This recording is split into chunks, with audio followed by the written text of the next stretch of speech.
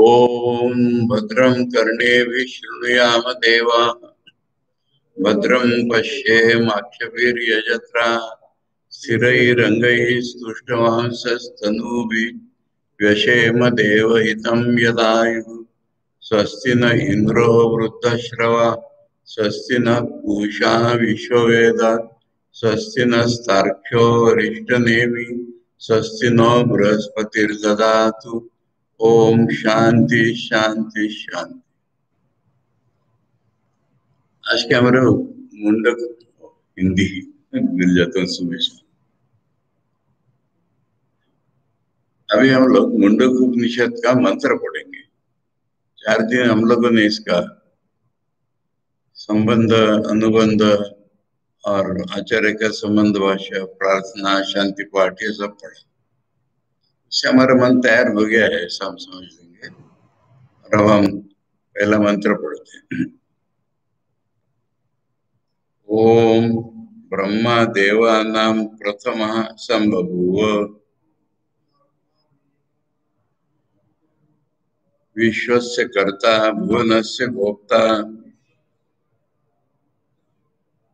स ब्रह्म विद्यां सर्वविद्या प्रतिष्ठाम् अथर्वाय ज्येष्ठपुत्राय प्राह।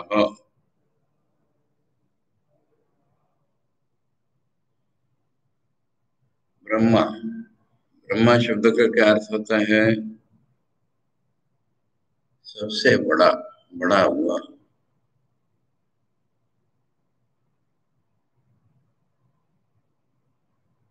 ये देवों में सर्वप्रथम है।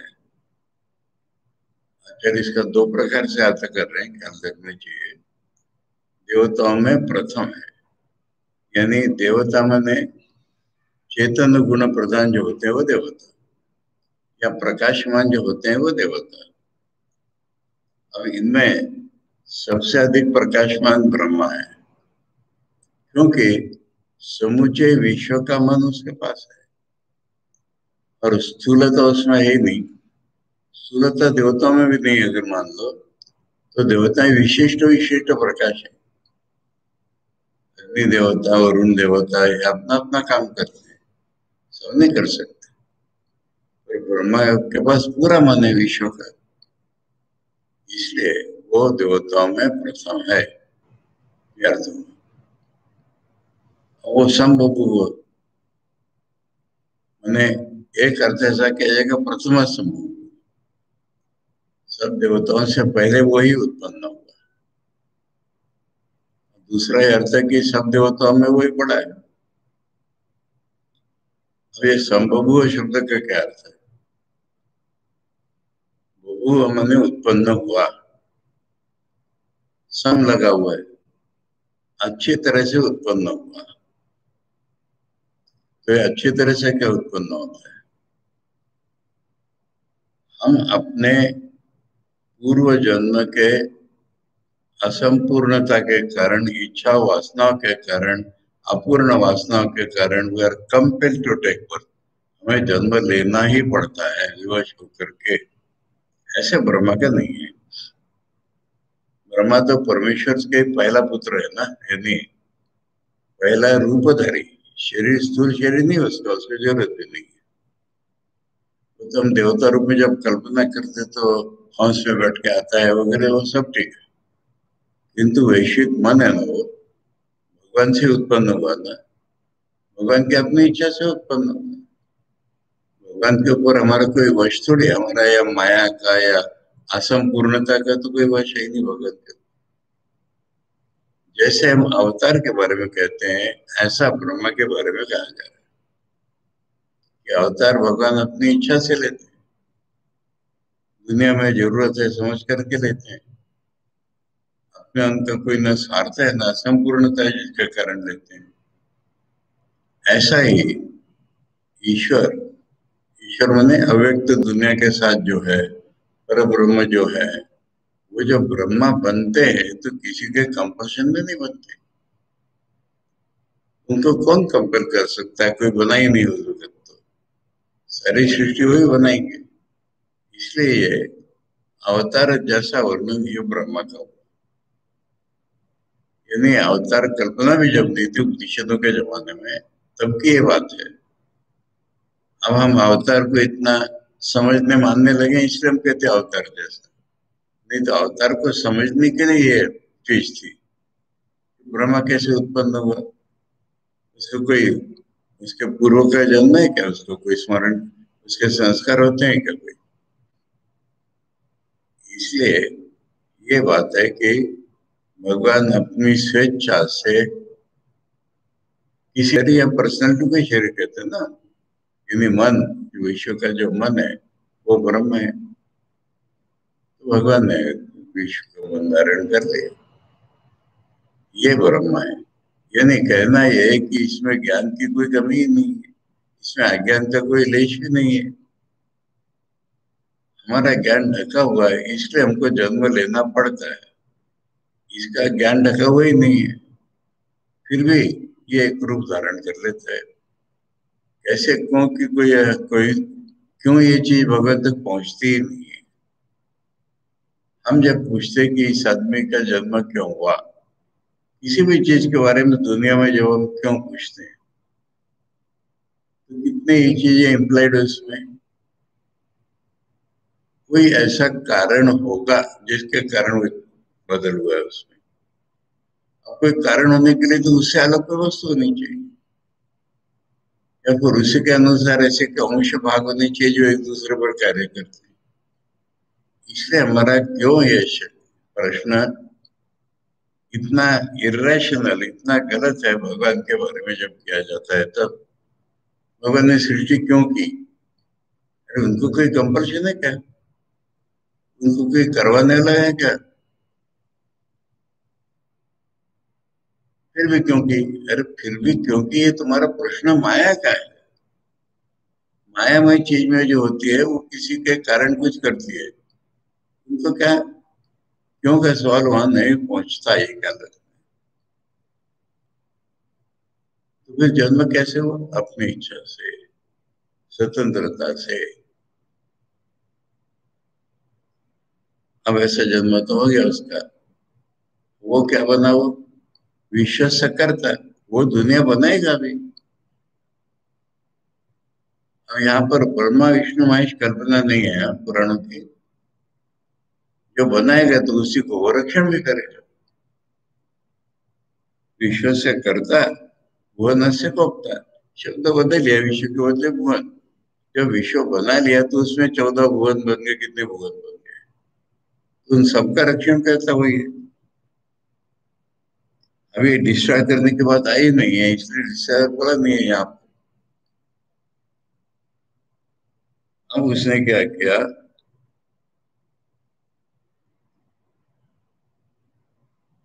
अब हमको हिंदी के अनुसार जब अर्थ करना है, तो अपने बड़े बेटे को, जिसका नाम अथर्वा था, उसको उसने ब्रह्म विद्या दी।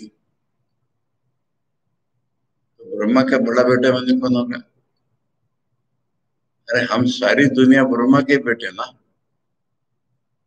तो दुनिया उत्पन्न होते समय पहला जो उत्पन्न हुआ वो बड़ा बेटा के नहीं।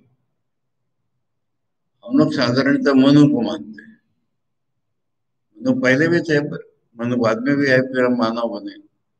ऐसा ही ब्रह्मा के किसी सृष्टि प्रकार में, इस सृष्टि प्रकार में मैंने भगवान ने तो ब्रह्मांड बनाया अनंत कोटि, उसमें से ये दुनिया जिसको हम जानते हैं ये जो बनाया, तो पहले एक मनुष्य उत्पन्न किया, वो मनुष्य का नाम था अथर्व। और उसको जब उत्पन्न किया, उसको पूरा ज्ञान भी दे दिया। अब जैसे हम लोग देख रहे थे, ज्ञान ऐसे देने से नहीं बनता है ना, उसको तपस्या करके मेहनत करके वो ज्ञान ग्रहण करना पड़ा। ज्ञान ग्रहण कर लिया उसने, अथर्व ने। तो जो सृष्टि का आदि पुरुष है, उसने अपनी पूरी मेहनत से वो ज्ञान ग्रहण कर लिया। अब ज्ञान की परंपरा बन गई, माने उसने जब ग्रहण किया तो अपने पास रखने के लिए नहीं किया, उससे भी जनता को दे दिया। अब जनता को एकदम नहीं देता हो गया उसने। इसमें पहले मंत्र में इतना ही, वो दूसरे मंत्र में आएगा।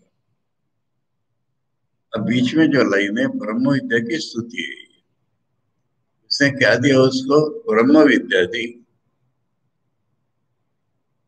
ब्रह्म विद्या है मैंने, मैं ही ब्रह्म हूं ये विद्या दी। ब्रह्म छोड़कर और कुछ कहीं नहीं है ये विद्या दी। अब हमारी जितनी विद्याएं वहां कहां से आई है बताओ? स्वामी विवेकानंद ने कहा है कि सारा ज्ञान मनुष्य के भीतर है। अब दी माने जगह ये होगा ना। अब ये जो किसी भी चीज को सोच लो, ज्योग्राफी भूगोल, तो भूगोल का ज्ञान कहाँ से आएगा? मनुष्य के भीतर से आएगा ना। और मनुष्य जो अपने को ज्ञान स्वरूप सोचेगा तब ये भूगोल का ज्ञान आएगा। नहीं तो उत्पत्ति कहाँ से हुई भूगोल के ज्ञान की? ये भाग तो मनुष्य ने बनाया ना, इतिहास भूगोल केमिस्ट्री बायोलॉजी, ये सब विद्या आएगी कहाँ से? अपने भीतर जब मनुष्य अपने को ज्ञान स्वरूप पाएगा तभी तो विद्या आएगी बाहर। ठीक है? तो उसकी जो ब्रह्म विद्या है, मैं ब्रह्म हूं ये विद्या है, या सारा ज्ञान मुझ में है ये जो विद्या है, वही सारे विद्याओं का उत्पत्ति स्थान है, मूल है। सब विद्या अब ये जानते नहीं, इससे कुछ फर्क नहीं पड़ता। हमने डिस्कवर की, अरे होगी तब डिस्कवर करोगे ना तुम। तुम्हारे में होगी तभी तो डिस्कवर करोगे। नेचर में क्या मिलेगा तुमको? नेचर में पेड़ मिलेंगे पर पेड़ का ज्ञान थोड़ी पेड़ में मिलेगा। पेड़ का ज्ञान तो तुम्हारे भीतर से ही है। जब तक तुमको अपने भीतर के ज्ञान का पता नहीं है, तुम कैसे निकालोगे उसको? अब तुम्हें अज्ञात है कि मैं ब्रह्म हूँ, फिर भी ब्रह्म स्वरूप तो हो ही ना तुम। तो ये जो सर्वज्ञता का बीज बोला है पतंजलि ने, सर्वज्ञता का बीज हर एक मनुष्य में है। तो ये ब्रह्मा में तो सारा ज्ञान है, कोई सवाल ही नहीं। और ब्रह्म का जो ज्ञान है उसमें से ही ज्ञान अलग अलग विषयों में बढ़ जाता है। ठीक है? ज्ञान का जो डिवीजन हो गया, अब जैसे वेदों का, वेद व्यास ने इस शिष्य को इस शिष्य को बांट, तो फिर वेद व्यास के पास तो सारा ज्ञान था ही। इसी तरह से ब्रह्मा का जो सारा ज्ञान है वो उसने फैला दिया, उसमें से सारे ज्ञान निकले। इसलिए इस ब्रह्म विद्या का नाम हुआ सभी विद्याओं की प्रतिष्ठा।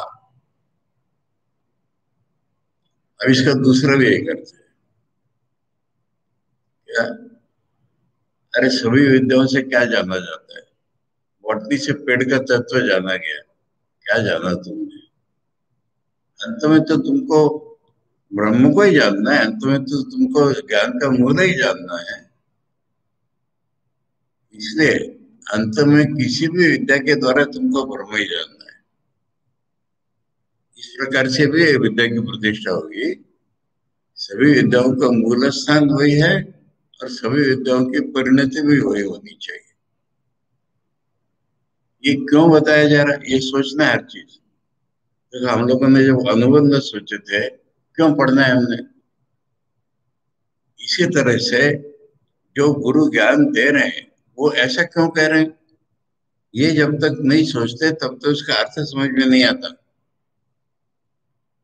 प्रयोजन सोचे बिना वो विषय समझ में ही नहीं आता। ब्रह्मा बने उन्होंने सब विद्या की प्रतिष्ठा, ये क्यों कहा जा रहा है? ये कहा जा रहा है कि तुम ब्रह्म ज्ञान के लिए कोशिश करो, बाकी विद्या की कोशिश में फालतू मत पढ़ो। ये इम्प्लीकेशन है ना उसका। ब्रह्मा ने अथर्व को, अपने ज्येष्ठ पुत्र को, बॉटनी नहीं पढ़ाई, केमिस्ट्री नहीं पढ़ाई। पढ़ लेगा वो, अगर उसको ब्रह्म का ज्ञान है तो वो कुछ भी पढ़ लेगा, किसी की भी बाकी नहीं रहेगी उसके पास।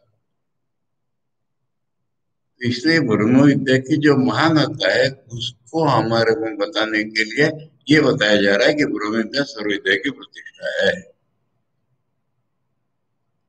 और ज्येष्ठ पुत्र को, यानी वो वसीयत चलाएगा ना पिता के बाप की।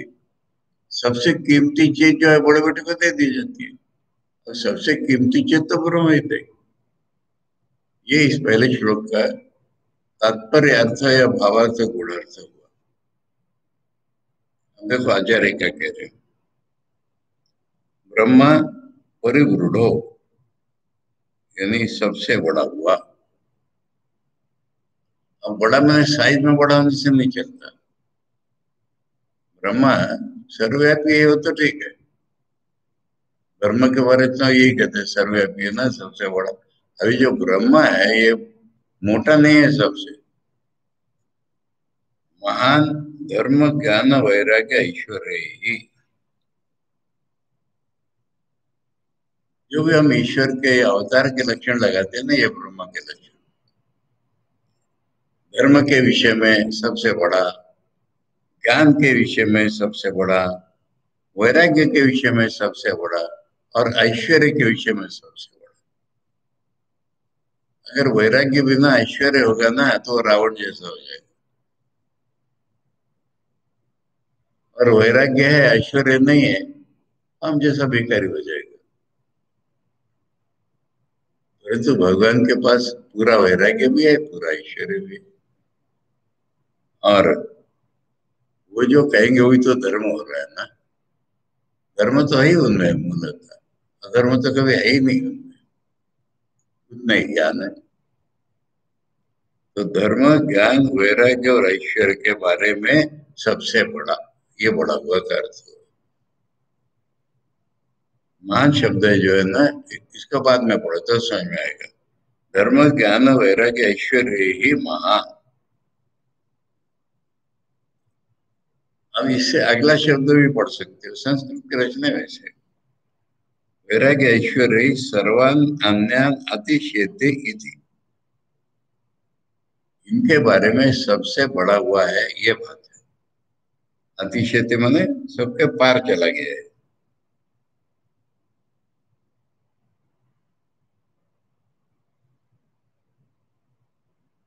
ठीक है, ये ब्रह्मा है। देवानाम, अब देवानाम माने द्योतन अवताम, वे प्रकाशमान जो चीजें है वो देवता। इंद्र आदि नाम, इंद्र देवताओं का राजा, इसलिए उसका नाम पहले लिया जाता है।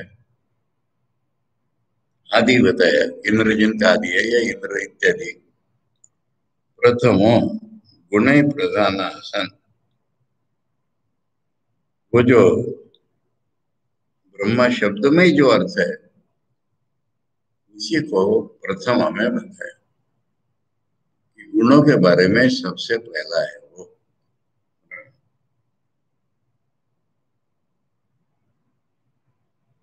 उसका दूसरा भी अर्थ बन रहा है, वाह डाला है ना, वाह में दूसरा अर्थ बता रहे हैं। प्रथमो अग्रे व संभव अभिव्यक्ता। अभी संभव का तोड़ के अर्थ नहीं किया है, पर संभव ने उत्पन्न हुआ तो सबसे पहले वो उत्पन्न हुआ। भगवान का पहला रूप तो ब्रह्मा ही हुआ। अब ब्रह्मा सृष्टि बनाएगा, इसलिए प्रथम का अर्थ सबसे बड़ा हुआ वो तो बता दिया। प्रथम का दूसरा अर्थ है प्रथम संभोग जोड़ो, ये सबसे पहले उत्पन्न हुआ।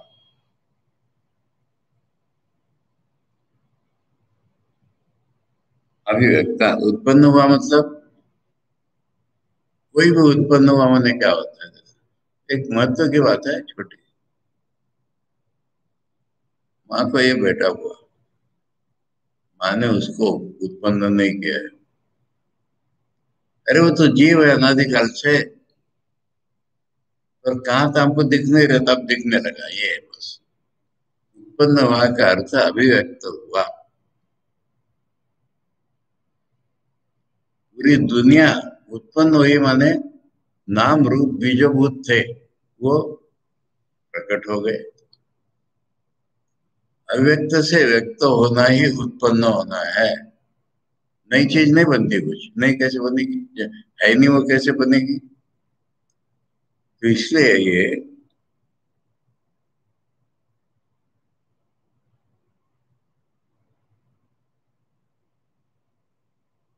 संभव हुआ अभिव्यक्त, अभिव्यक्त का अर्थ होता है।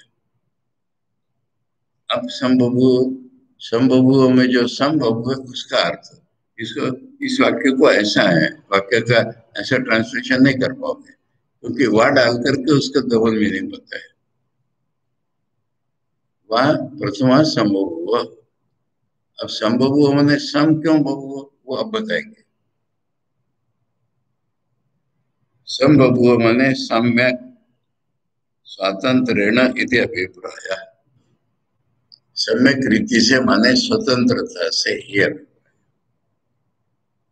स्वतंत्रता से माने कैसे, कॉन्ट्रास्ट में देखो, न तथा यथा धर्म अधर्म वशात संसारिणो अन्य जायन्ते, अन्य संसारी जीव अपने पूर्व जन्म के पुण्य और पाप के अनुसार जन्म लेते हैं, ऐसा नहीं स्वतंत्रता से।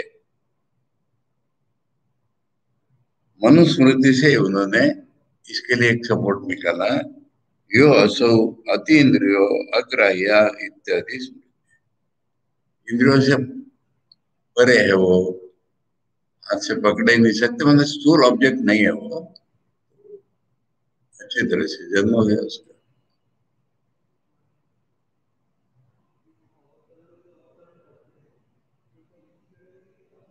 हाँ?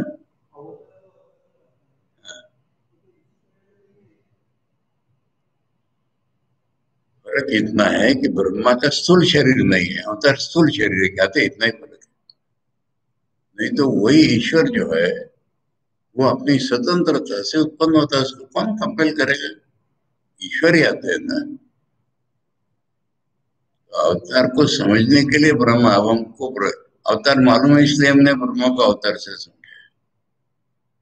ब्रह्मा शरीरधारी माने मन ही ब्रह्मा है, ये तो ईश्वर की स्वतंत्रता से उत्पन्न हुआ ना, ऐसे अवतार है। राम दोबारा नहीं आते, जो राम के रूप में आए थे, जो कृष्ण के रूप में आए थे, वो अब आ गए दोबारा। तो ये क्या अपने संस्कार के बल पर आए क्या, नहीं तो और कैसे आते हैं, भगवान की स्वतंत्र इच्छा है। जब दुनिया में हाहाकार मच जाता है, भगवान को पुकारते हैं तो भगवान का दिल हिल जाता है, तो वो कंपेल नहीं है, वो अपनी इच्छा से आए जाते हैं, वही है, वही चीज है। हाँ, फर्क यह है कि अपनी इच्छा से आते हैं, अर्थ शरीर ग्रहण करते हैं। हाँ, और ब्रह्मा अभिव्यक्त है, जो देख पाते वो देख पाएंगे।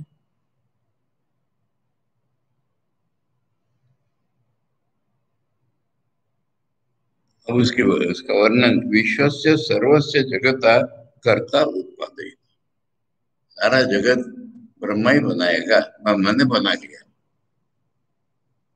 वन से उत्पन्न से गोप्ता, गुप्ता मैंने पालन करता, जो दुनिया बनाई, पहले दुनिया बनाई नहीं तो इसका पालन करेगा, इसका विध्वंस करेगा, इसलिए पहले दुनिया के उत्पन्न ही सोचना पड़ता है, और जो उत्पन्न हो गई उसका रक्षण भी करता है।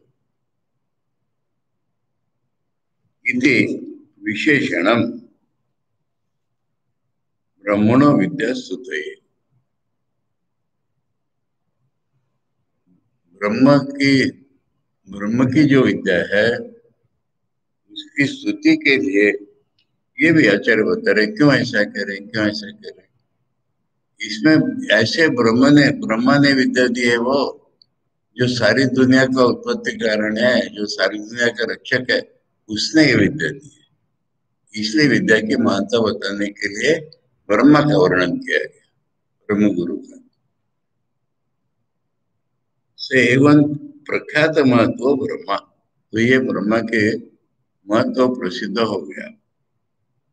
ब्रह्म विद्या, ब्रह्म विद्या दी, अब ब्रह्म विद्या एक समाज शब्द है ना, ब्रह्म विद्या ने ब्रह्म की विद्या, ब्रह्मणा विद्या। अब ये ब्रह्मा का ही दूसरा रूप है परमात्मा। अब परमात्मा कहते हैं लोग, जीवात्मा परमात्मा भेद करने लगे। परमात्मा ने हम सबकी आत्मा, हम सबके रियल आत्मा, जो ब्रह्मा वैश्विक मन लेकर के, वही हम सबकी रियल आत्मा है। तो इसलिए ब्रह्म विद्या ब्रह्मणा, ये ब्रह्मण ने ब्रह्म नहीं है, ब्रह्म की विद्या। जो ब्रह्म है वो हमारे रियल आत्मा भी है। हाँ?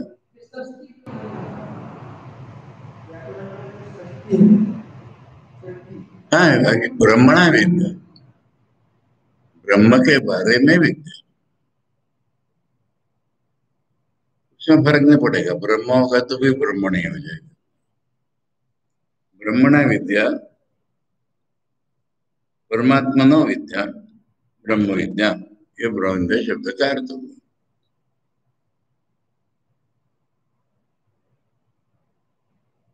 मुंडक उपनिषद के शुरू में बताया जाएगा, ये न अक्षरम पुरुषम वेद सत्यम इति विशेषणात्,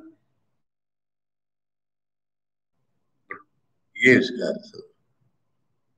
ब्रह्म विद्या माने परमात्मा के विषय में ही विद्या है, क्योंकि जिससे, अब ब्रह्म और आत्मा दोनों छोड़ के विषय शब्द यूज किया गया प्रथम पुरुष।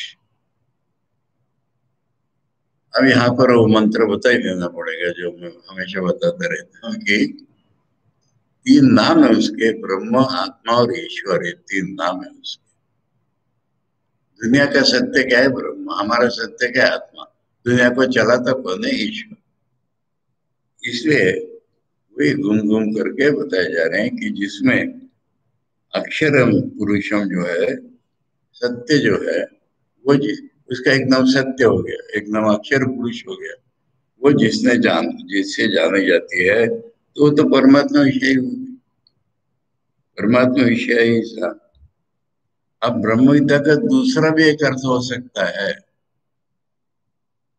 ब्रह्मा ने दी इसलिए ब्रह्म विद्या। देखो, ब्रह्मण ब्रह्मा के लिए भी लगा दिया ना, ब्रह्म विद्या माने ब्रह्मा ने दी, उस विद्या का नाम ब्रह्म विद्या।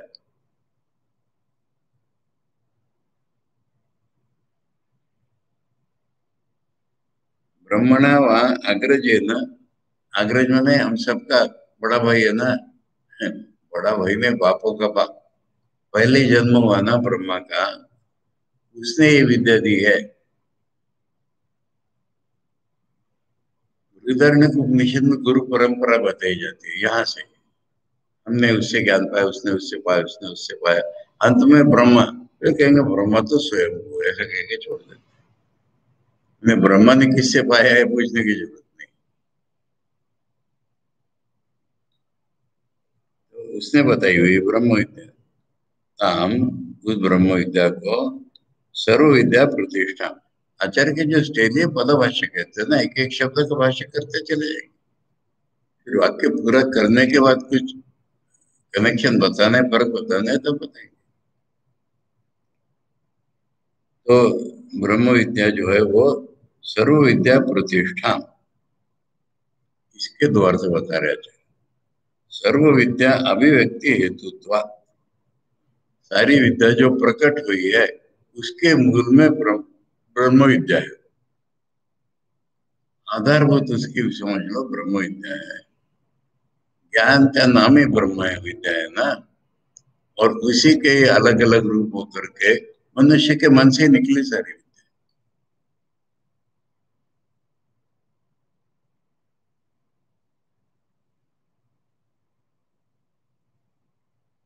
सर्व विद्याश्रयाम इति अर्थ, सर्व विद्या का आश्रय।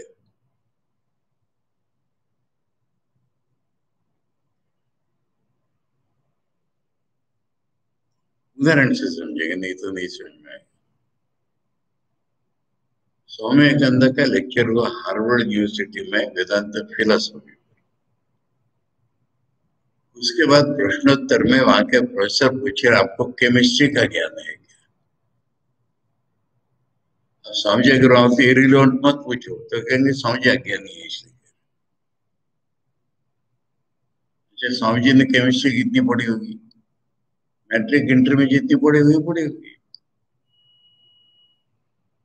स्वामी जी ने कहा मालूम है केमिस्ट्री मुझे, तो केमिस्ट्री में अच्छे अच्छे ऑथर्स के नाम बताओ। स्वामी जी ने ऐसी लिस्ट बता दी कि सारे प्रोफेसर को मिल के नहीं मालूम ये कहाँ से निकली। स्वामी जी के ब्रह्म विद्या से निकली ना, ये सर्व विद्या प्रतिष्ठा है।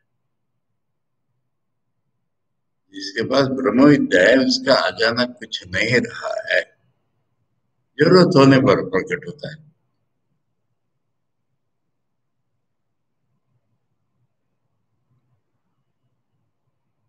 ठीक है, सर्व विद्या अभिव्यक्ति हो तो हो गया। अब उसका दूसरा अर्थ, सर्व विद्या वेद्यम वा वस्तु अनया एव विज्ञायते इति। सर्व विद्याओं से जानने की वस्तु तो ब्रह्म ही है ना। ये पेड़ जाना, ये जाना, ये क्या जाना, पेड़ का स्वरूप थोड़ी जाना। इसलिए सारी विद्याओं के द्वारा अंत में हमको वही जानना है। सारी विद्याओं से जो वस्तु जानी जाती है वो ब्रह्म ही है। उदाहरणार्थ छांदोग्य उपनिषद में कहा है, ये न अश्रुतम श्रुतम भवति अमृतम मतम विज्ञातम विजानता विज्ञातम। मुंडक उपनिषद में कहेंगे जिसको जानने से सब कुछ जाना जाएगा। उससे पावरफुल है ये छांदोग्य का वचन, इसलिए लाए यहाँ पर। जिसको जानने से न जानी हुई चीज भी जानी जाएगी। तो उसको जानने से सब जानते हैं ना फिर। ये भी सर्व विद्या प्रतिष्ठा इति श्रुते। अब फिर से वही सवाल है, क्यों कहा सर्व विद्या प्रतिष्ठा इति च स्तौति। ये ब्रह्म विद्या की मान्यता बताने के लिए कहा कि तुमको इधर उधर ये सब विद्या जानने की जरूरत नहीं। ब्रह्म विद्या अगर जान ली, सारी विद्याओं से वही जानना थी, और वो जान ली तो तुमने सब कुछ जान लिया। इधर उधर की विद्या जानने में मत पड़ो, ये बताने के लिए ऐसा बताया। विद्या कोई ब्रह्म विद्या अथर्वाय ज्येष्ठ पुत्राय प्राह। ये मूल मंत्र के ही शब्द हैं, अथर्वाय ज्येष्ठ पुत्राय प्राह। अथर्वा को जो कि बड़ा बेटा है सबसे, उसको ज्येष्ठस्य च पुत्रश्च अनेकेषु। ज्येष्ठस्य च पुत्रश्च, ये सबसे बड़ा है, पुत्र है। समझा रहे आचार्य, अनेकेषु ब्रह्मण सृष्टि प्रकारेषु अन्यतमस्य सृष्टि प्रकारस्य प्रमुखे पूर्वम अथर्वा सृष्टा इति ज्येष्ठा। बड़ा बेटा मैंने ब्रह्म कई प्रकार से सृष्टि बनाते रहते हैं, उनमें किसी एक प्रकार में सबसे पहले इसको, किसी एक कल्प में बोलो ना अथर्व पहले आए। इति ज्येष्ठा तस्मै ज्येष्ठ पुत्राय प्राह उक्तवान्। अथर्वणेयां प्रवदेत ब्रह्मा अथर्वा तां पुरा उवाच अंगिरो ब्रह्म विद्याम्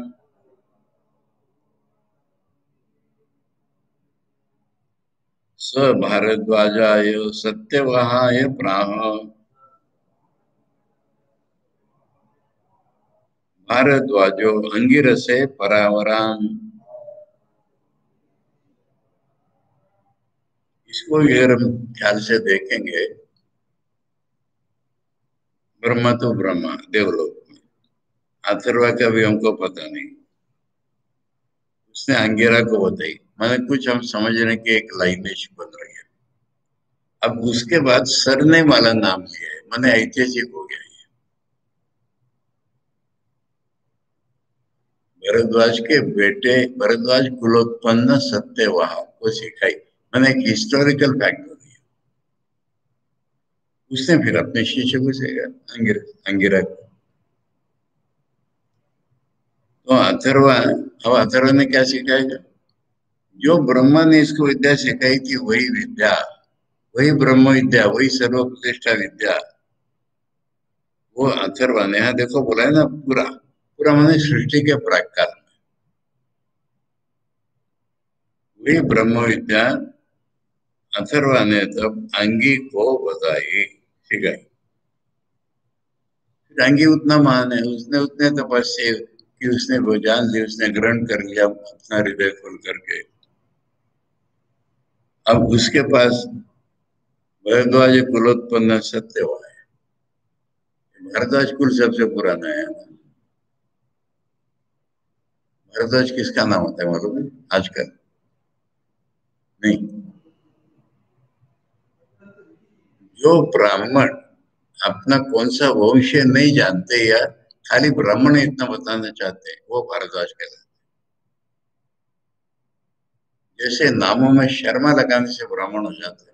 शर्मा कोई सरनेम नहीं है, हजारों शर्मा है। शर्मा कहने से ब्राह्मण हो जाता है। उसी प्रकार अपना कुल, कौन सा है तुम्हारा कुल? भारद्वाज। ऐसा है भारद्वाज कॉमन सरनेम।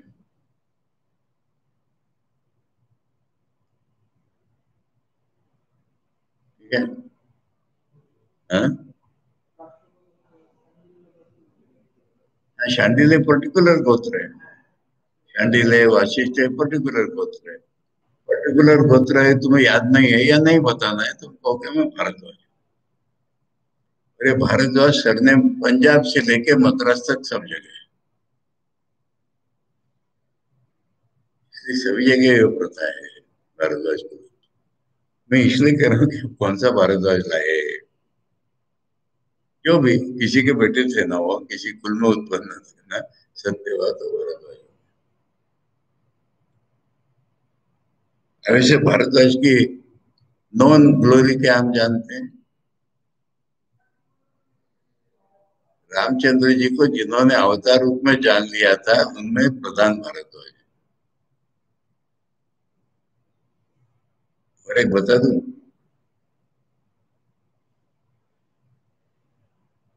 याज्ञवल्क्य कौन है? ठाकुर, अवतार वरिष्ठ याज्ञवल्क्य। और उनके प्रधान शिष्य भारद्वाज महापुरुष जी, वो भारद्वाज रूप में आइडेंटिफाई किया गया है। ये कुल है। हमारे स्वामी जी ने शिव तत्वानंद जी को नागपुर में 3 जगह बताया था, यहाँ हमारा आश्रम था, यहाँ हमारा आश्रम था, यहाँ हमारा आश्रम। किसी किसी युग में।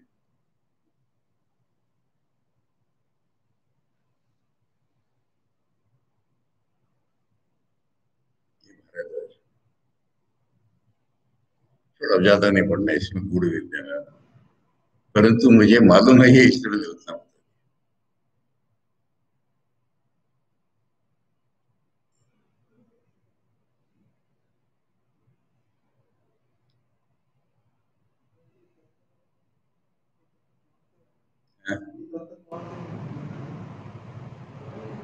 मैंने शिव तत्वन जी से सुना है। मैंने शिव तत्वन जी से सुना है, उन्होंने हमारे स्वामी जी से सुना है। हमारे वक्त स्वामी जी बताते नहीं थे, सारे गूढ़ चीजें छिपा लेते थे, तो पहले पहले बताते थे सर।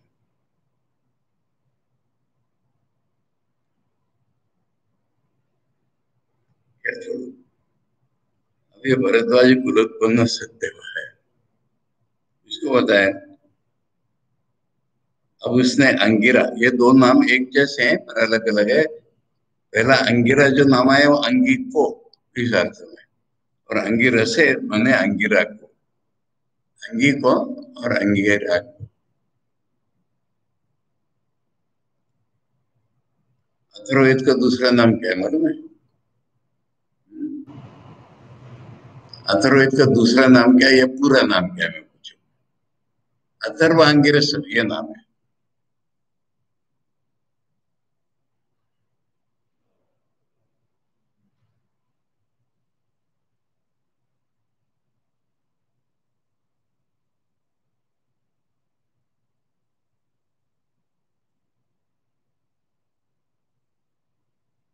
ये चौथा वेद है ना, पुराणों में इसको अनेक प्रकार से बताया जाता है।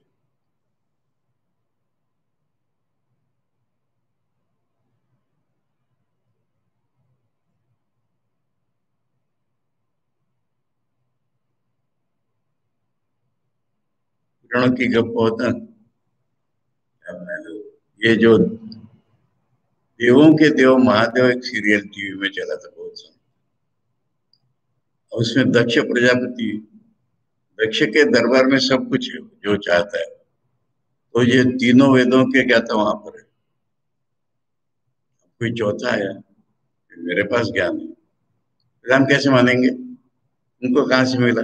उनको शिव जी से मिला। वो शिव जी को ही नहीं मानता दक्ष, वैसे तो झगड़ा बन सारा। फिर किससे पूछो? ब्रह्मा से पूछो। वो सब गप दे करके माने, स्थूल रूप दे करके सब उसको दे जाए। परावराम माने ये विद्या आती ही ऐसे है, गुरु शिष्य परंपरा से ही आती है। परावराम ये ब्रह्म विद्याम का विशेषण हो गया, आखिरी में आया है वो। ब्रह्म विद्याम परावराम, ये इसने इसको दी, इसने इसको। आचार्य कह रहे देखो हम लोगों को अभी ब्रह्म विद्या में पहुंचना है, अभी बार बार घूम रहे हम लोग। याम एताम अथर्वणे प्रवदेत अवदत् ब्रह्म विद्याम, ब्रह्मा तामेव ब्रह्मणा प्राप्ताम, वो ब्रह्मा से प्राप्त हुई। अथर्वा पुरा, पूर्वम मैंने पुराने काल में। वच उक्तवान अंगिरे, अंगिर नामने ब्रह्म विद्या। अंगिरे माने अंगी नाम के, अंगी ही नाम के।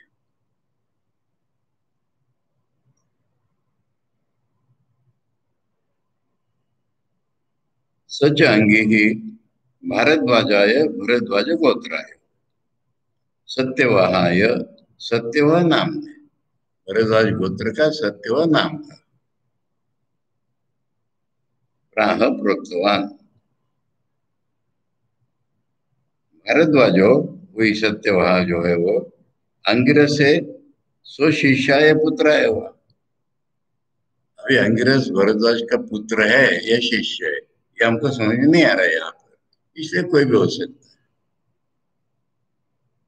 परावरम परस्मात् परस्मात् अवरेण प्राप्त इति परावरा। अब परावर शब्द का दूसरा भी अर्थ है क्या? परापर सर्व विद्या विषय व्याप्ति होना। पराविद्या अपराविद्या बाद में बताएंगे ना। तो पराविद्या अपराविद्या मिलके जितने सारे विषय दुनिया के, उन सब में व्याप्त है ये परापर विद्या। भाई सर्व विद्या प्रतिष्ठान को ही दोबारा बता रहा है। परावराम विद्या माने पर अवर जितनी विद्याएं हैं सबको व्याप्त करने वाली ये विद्या।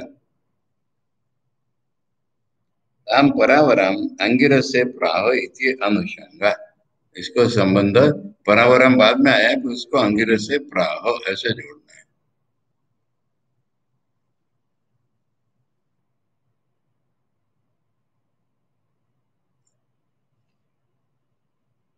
हम इतिहास में आते हैं। हाँ, इज्जत की शुरुआत यहाँ से आचार्य ने बता दिया था, ये तो हमसे कनेक्ट करने के लिए ब्रह्मा से बता दिया। शौनको हो वही महाशालो, अंगिरसम विदवद उपसन्न पप्रच्छ, कस्मिन्नु भगवो विज्ञाते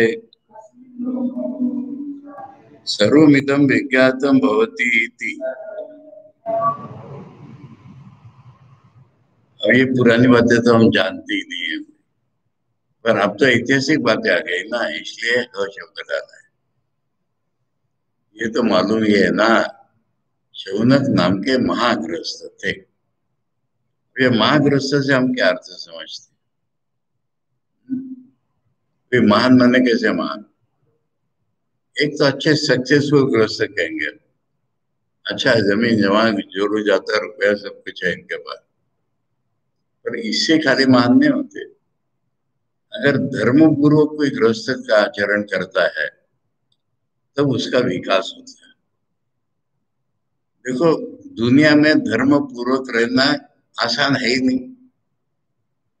छोटे बच्चों को हम सिखाते हैं तुम भले तो दुनिया भली, ये अनुभव में किसी के नहीं आता। तुम भले तो दुनिया बुरी, यही अनुभव होता है हमारा।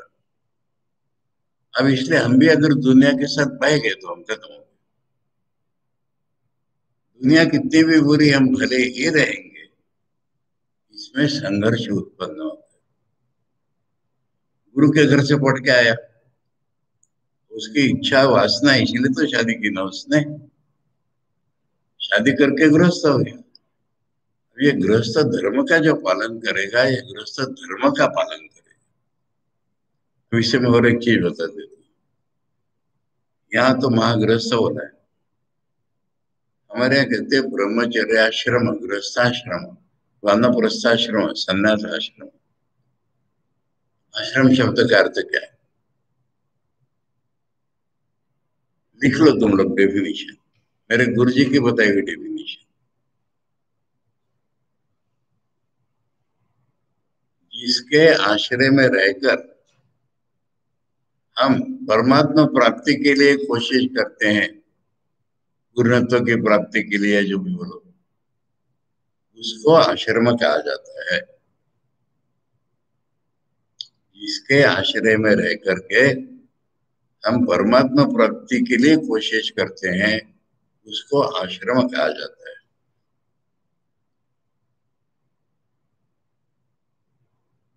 अब मेरे गुरु जी ने क्यों बताया? रामकृष्ण आश्रम में हम रहते हैं। ये मठ और मिशन ये लीगल नाम हो गए, बड़े मुश्किल में पड़ गए। हमारे समय, हमारे गुरु जी के समय रामकृष्ण आश्रम नागपुर नाम था, मठ नाम नहीं था।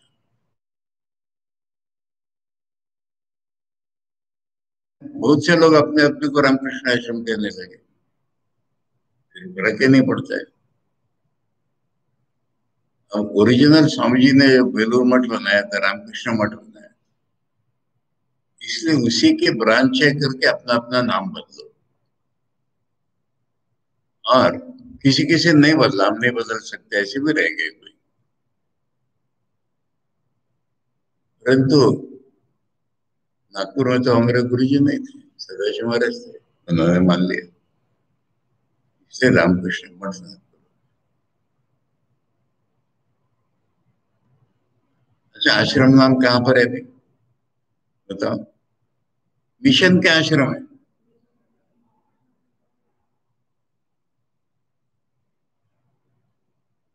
चंडीगढ़ रामकृष्ण मिशन आश्रम है, पटना रामकृष्ण मिशन आश्रम है, वो ठीक है। पर आश्रम शब्द का ये अर्थ होता है। तो मेरे गुरुजी कहते थे कि रामकृष्ण का आश्रय लेकर के जहां मुक्ति के लिए लड़ते, वो रामकृष्ण आश्रम।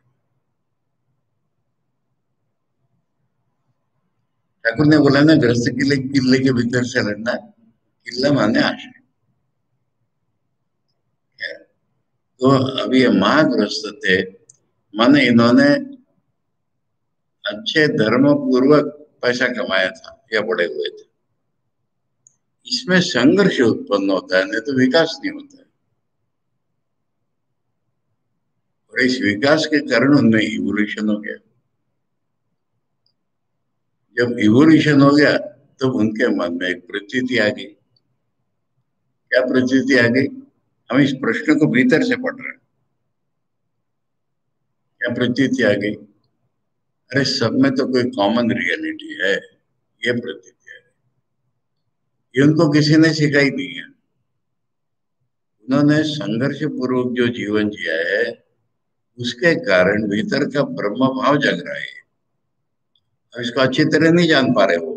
चेतन है कि जड़ है कि क्या है, पर सबके भीतर एक कॉमन रियलिटी है, ये उनकी धारणा हो। अब ऐसी धारणा जिसकी हो जाती है, उसके जीवन में एक स्ट्रगल और उत्पन्न हो जाता है। क्या? मुझे उसको जानना है, मुझे उसको पाना है। अगर सबकी कॉमन रियलिटी तो मेरी भी रियलिटी हुई है और मुझे पता नहीं। मुझे उसको जानना है, मुझे पाना है। अब कौन बताएगा मुझे रास्ता? तो जंगल में जो ऋषि बैठा है वो। ये संबंध है इसका। ब्रह्मा से लेके हमारा तक संबंध ऐसा लगे कि माँ शालो जो शोनक, अभी अंग्रेज के पास जाएंगे, ऐसे जाके नहीं पूछेंगे, बता दो मुझे क्या ब्रह्म है। मुझे घटना याद आ रही। मद्रास में स्टूडेंट सब में मैनेजिंग कमेटी थी। हमारे एक ओल्ड स्टूडेंट है, रिमार्ड वकील थे, बड़े अच्छे। वो कुछ दिन बाद में किसी कारण से आश्रम में ही रहने आ गए थे, मुझे 1600 में। वैसे माननीय कमेटी में कुछ थोड़ी सी बातें भी होती है कभी, वो कहते महाराज बता दो ना, द्वैत विष्णु द्वैत अद्वैत क्या है। मैं चुप रहा, ऐसे बताया जाता है कि ऐसे नहीं बताया जाता। अरे पुरानी कहानी बताऊं पुराणों के लिए। शिव जी के बेटे कार्तिक है, ये महाज्ञानी। इनका एक नाम मालूम है, शिव गुरु कहते हैं इनको, शिव जी के भी गुरु। ऐसे अब शिव जी से मिलने देवता लोग आ रहे हैं, ये दरवाजे में अटका लेंगे, बोलेंगे ओंकार का अर्थ बताओगे। नहीं आते सबको, या बता नहीं पा रहे, इसको जेल में डाल दो, देवता कहलाता है, ओंकार का अर्थ नहीं जानता, ये तो महाउपद्व्याप हो गया। शिव जी ने सुना तो शिव जी खुद आए, तू जानता है क्या ओंकार? हाँ मैं तो जानता हूँ, बता। ऐसे थोड़ी बताया जाता है, शिष्य बन क्या होता बता।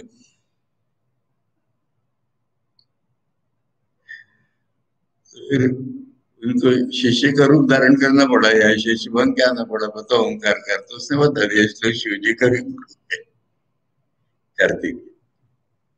तो ये ऐसा है, इसलिए ये जो शौनक कहते हैं, ये विधिवत उपासना का ही अर्थ है। वो एक विशिष्ट ढंग से उनके पास गए, सेवा पूजा भेंट लेकर के गए, विधिवत उपासना। और तब उन्होंने पूछा, क्या पूछा? इसे आचार्य के अर्थ निकालेंगे, आचार्य भाष्य पढ़ने के पहले ही बता रहा, इसके पहले कहीं ये वर्णन नहीं आया। अंगिरा को दी, इसको दी, उसके दी, उसके पास विधिवत गया था नहीं बताया। आप बताया ना, बोलते आप बताए तो पहले का भी मान लो, या आप बताए तो अब लिमिट कर दिया, अब हमको ऐसे ही करना पड़ेगा। आचार्य आचार्य इसका अर्थ ये निकाल रहे, अब हमको विधिवत ही जाना पड़ेगा। क्यों ऐसा ना, क्यों बता रहे ऐसा, हर एक चीज का क्यों? अब उन्होंने प्रश्न पूछा, हे भगवान, नु माने प्रश्न, शंका होने से नु, कस्मिन नु भगवो विज्ञाते, ऐसा क्या है भगवान कि जिसको जान लेने से, अनुभव पूर्वक जान लेने से विज्ञात। सर्व इदम विज्ञातम भवति, इदम माने ये दुनिया जिसको हम जानते हैं, ये सब जानी जाती है। ऐसे क्या चीज है जिसको जानने से सारी दुनिया जानी जाए? ये प्रश्न। तो इस प्रश्न से उनका इवोल्यूशन प्रतीत हो रहा है, इतना उनका मन क्रम विकसित हो गया है कि उनमें ये ऐसा एक भाव आ गया है, ज्ञान नहीं आया है, ऐसा एक भाव आ गया है कि सारी दुनिया में रियलिटी तो एक ही। अब ऐसा भाव या ज्ञान आने से छटपटाता है आदमी, क्या है वो, इसलिए वो गुरु के पास गए। ठीक है, इसका भाष्य करते हैं। ओम भद्रम कर्णे शृणुयाम देवा, भद्रम पश्येमाक्षभिर्यजत्रा, स्थिरैरङ्गैस्तुष्टवांसस्तनूभिः व्यशेम देवहितं यदायुः। स्वस्ति न इंद्रो वृद्धश्रवा, स्वस्ति न पूषा विश्ववेदा, स्वस्ति नस्तार्क्ष्यो अरिष्टनेमि, स्वस्ति नो बृहस्पतिर्दधातु। ओम शांति शांति शांति। हरि ओम तत्सत्। श्री रामकृष्णार्पणम्।